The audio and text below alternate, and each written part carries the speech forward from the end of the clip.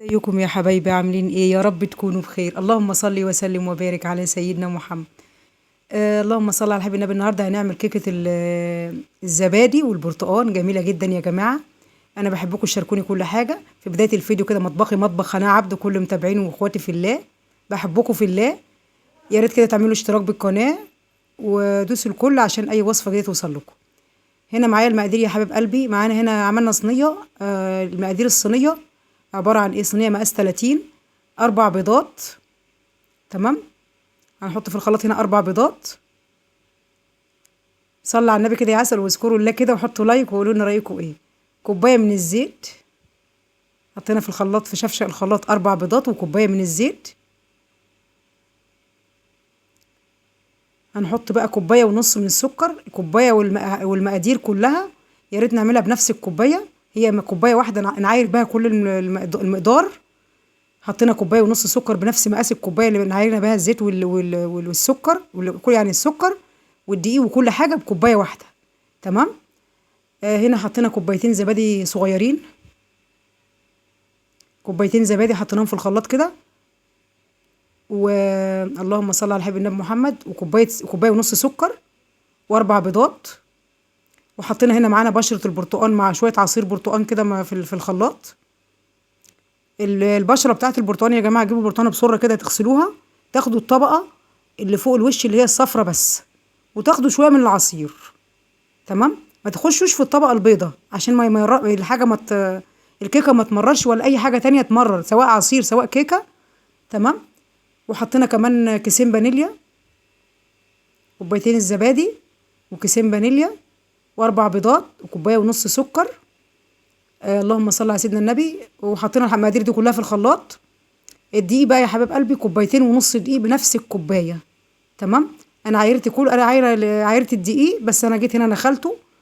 انا كنت نخلاه بس لازم افرغ منه الهواء، نخلته مره واثنين وثلاثه واربعه كمان. ليه؟ هتقولوا لي ليه؟ اقول لكم الكيكه هتطلع هشه وخفيفه كده، ومفرغين الهواء اللي في جوه الدقيق. نخلته مره واثنين. انا كنت نخلاه قبل كده بس جيت بقى ايه نخلته تاني. فلازم تنخلوا الدقيق حلو. معانا كيك شيف كيس واحد كيك شيف مع 2 فانيليا. هنفتح الكيس كيك شيف ده، هنحطه فين؟ في قلب الطبق كده، ونقلبه مع الدقيق.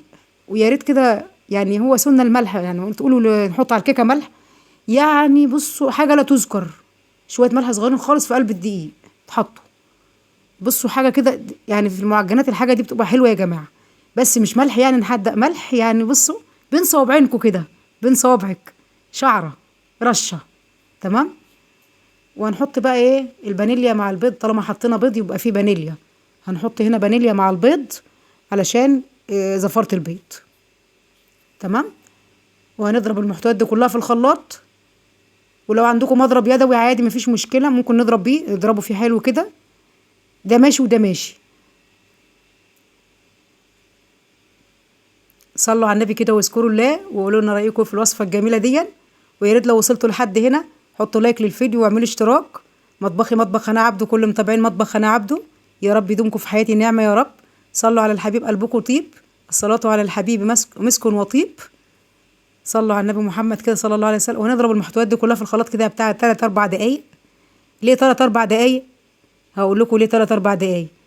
البيض مع المكونات دي بيعمل ايه؟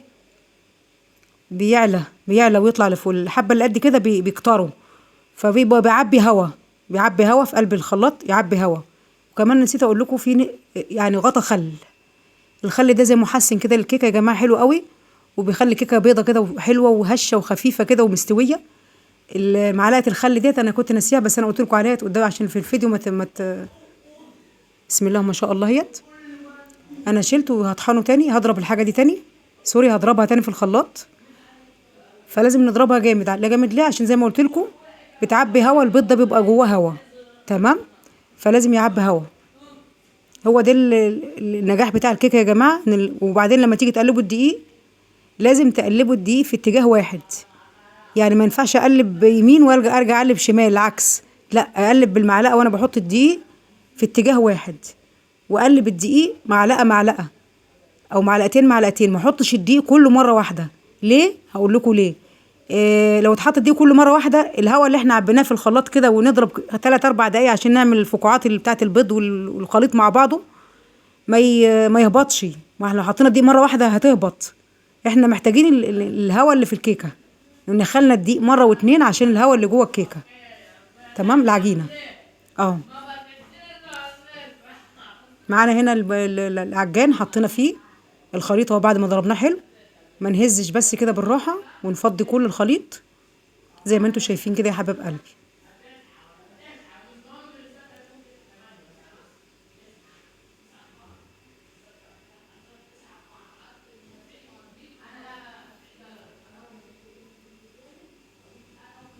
هنا معانا الصينيه مقاس 30، انا دهنتها فرشه زيت كده بسيطه وعفرتها بالدقيق. وانتوا لو عندكم ورق زبده ممكن تحطوا في قعر الصينيه ورق زبده، مش عندكم ورق زبده ادهنوا الصينيه بالزيت من تحت، ويا دوبك معلقه دقيق في الحراف وهزوا الصينيه كده ونفضوها من الدقيق بس كده تبقى زي الفل. وفي الرف الوسطاني انا قبل ما ابدا في الوصفه انا ولعت الفرن يسخن. لازم الفرن يكون سخن. ندخل الكيكه في الرف الوسطاني تمام، وما نفتحش عليها الفرن. اهم حاجه الكيكه لو فتحنا عليها الفرن بتهبط. لازم نسيب الكيكه في الفرن حتى لو شميتوا الريحه وهي بتستوي. انا هنا بقلب الدقيق معلقه معلقه زي ما انا قلت لكم، وفي اتجاه واحد، ما امشيش العكس، يمين يمين شمال شمال، يعني زي ما انتوا بصوا كده اهو كده زي ما انتوا شايفين، ما باجيش العكس. عشان لو عملت العكس الهواء اللي جوه الكيكه هينزل العجينه هتلاقيها هبطت معايا في الفرن اهو. دايما تعملوا كيكه يا حبايب قلبي ما تضيفوش الدقيق مره واحده، تطلع الكيكه ناجحه معاكم وخفيفه ومستويه وهشه. تمام، ما تبقاش جواها ملتت عجينه وحرفها مستوي وجوه نيه. وما تيجي تطلعها من الفرن خله اسنان او العصيانه بتاعت الشيش طاووق دي اللي هي الطويله ديت، تحطوها في العجينه. لو طلعت ما فيها عجينه يبقى لسه ما استوتش، ولو طلعت ناشفه يبقى كده استوت معانا وزي الفل. تمام. والله العظيم والله العظيم 3 زي ما بيقولوها والله العظيم، والله العظيم كلناها قبل ما اكمل الفيديو الهنا والشفا من حلاوتها.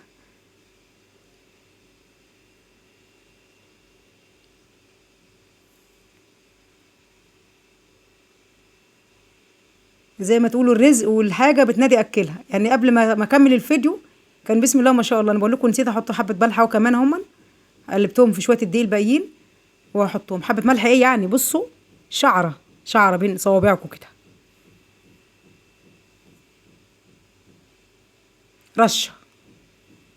رشه ملح. وهنقلب بقى كده كل الخليط ده. ما تنسوش اللايك يا جماعه بالله عليكم عشان اللايك بيرفع الفيديو. اي حد شاهد الفيديو يكمل المشاهده كده للاخر وشوف هيستفاد. والله العظيم احنا كلنا بنستفاد من بعضينا. وارفع ايدي كده وبصب كده الخليط اهوت، وفي الرف الوسطاني زي ما انا قلت لكم.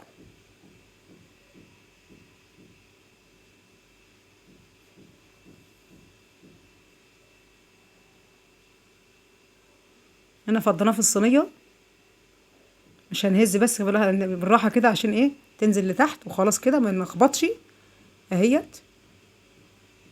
ندخلها في الفرن في الرف الوسطاني وهتطلع معاكم زي ما تشوفوها دلوقتي بسم الله ما شاء الله. مرتفعه وخفيفه وزي الفل بسم الله ما شاء الله اهي. بصوا بقى انا بقول لكم اتاكلت انا بقول لكم اتاكلت من حلاوتها. وبصوا الارتفاع بتاعها. انا كنت بصور بس وماسكه التليفون بالشمال مش عارفه اصور. بصوا الارتفاع بتاعها عامل ازاي، خفيفه تمام ومستويه اهو. بسم الله ما شاء الله، جميله جدا جميله جدا يا جماعه. بصوا كيكه الزبادي ممتازه، يا ريت تجربوها كده. وما تنسوش تحطوا اللايك بيرفع الفيديو. وشكرا لكم متابعتكم لينا، ودمتم في رعايه الله. حبايبي واخواتي في الله، انا بحبكم في الله. بصوا بقى كده هنا بسم الله ما شاء الله، خفيفه مستويه حاجه كده. بصوا دايبه كده جميله اهي.